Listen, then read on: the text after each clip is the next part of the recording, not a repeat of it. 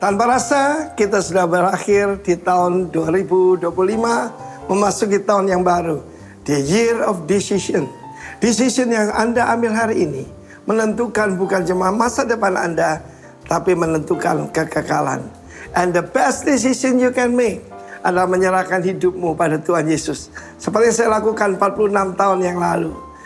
Malam Natal adalah hari kelahiran baru saya. 46 years ago. By His grace. Nah, saudara yang kasih Tuhan, apa artinya living in kindness? Seperti saya katakan, cuma satu yang bisa memberikan kindness, bahkan loving kindness, hesed. Itulah Allah sendiri. Manusia kalau mau hidup dalam kindness, sederhana hidup dalam Tuhan. Living in Christ. Dan kita melihat contoh yang bagus pada Zakaria dan Elizabeth. Keduanya melakukan perintah Tuhan dengan tidak bercacat. Apa perintah Tuhan? Mengasihi. Mengasihi Tuhan, mengasihi sesama, bahkan mengasihi musuh kita. Dan mendoakan orang yang menganiaya kita. Hari ini saya mau bicara tentang Simeon dan Hana. Pada hari ke-8, seperti yang diperintahkan Tuhan. Even Yesus disunatkan. Sunat itu baik buat kesehatan, bukan untuk agama. Buat kesehatan juga baik. Dan kita tahu itu juga baik untuk hubungan suami istri. Lalu kemudian pada satu Simeon dipimpin oleh Roh Kudus datang ke bait Allah.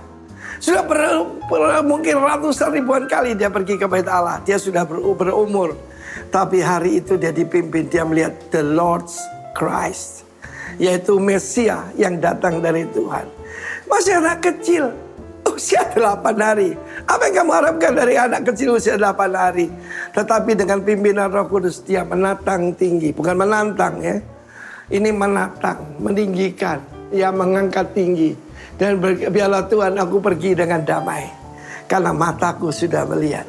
Mata kita ingin melihat apa? Melihat kemuliaan Tuhan. Biarlah hamba-Mu pergi. Karena dia sudah tahu Engkau yang akan menjanjikan kemuliaan bagi umat-Mu Israel.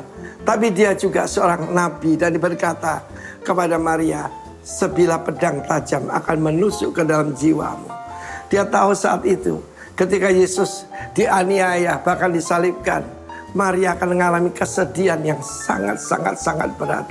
Tetapi kita selalu dipersiapkan oleh Tuhan, bukan? Tetapi dalam menantikan itulah ketekunan. Bulan yang lalu kita berkata, maintaining perseverance. Kalau sekiranya dia bosan, apa yang membuat orang gagal? Kebosanan. Tidak menantikan tidak mudah, saudara. Tidak mudah menanti itu. Seringkali orang berkata percuma juga. Tidak ada gunanya. Tetapi yang satu lagi, seorang wanita bernama Hana. Dia berusia 84 tahun dan dia sudah menjanda sekian lama. Saya percaya seperti wanita Israel yang lain cantik Hana ini. Tapi dia menyerahkan dirinya untuk jadi milik Tuhan. Ada banyak orang memilih untuk menyerahkan hidupnya sepenuhnya untuk Tuhan. Ya, full time belum tentu full heart, tapi dia ini full heart dan full time. Dan dia berbicara tentang anak ini. Kalau sudah mau hidup berbahagia, berbicara tentang satu saja, tentang Kristus. Not about yourself, not about your family, your achievement, but about Christ. Karena itu dia menantikan dan dia mendapatkan satu hari yang luar biasa, di mana anak berusia 8 tahun dipersembahkan oleh 2 orang tuanya yang bukan orang kaya.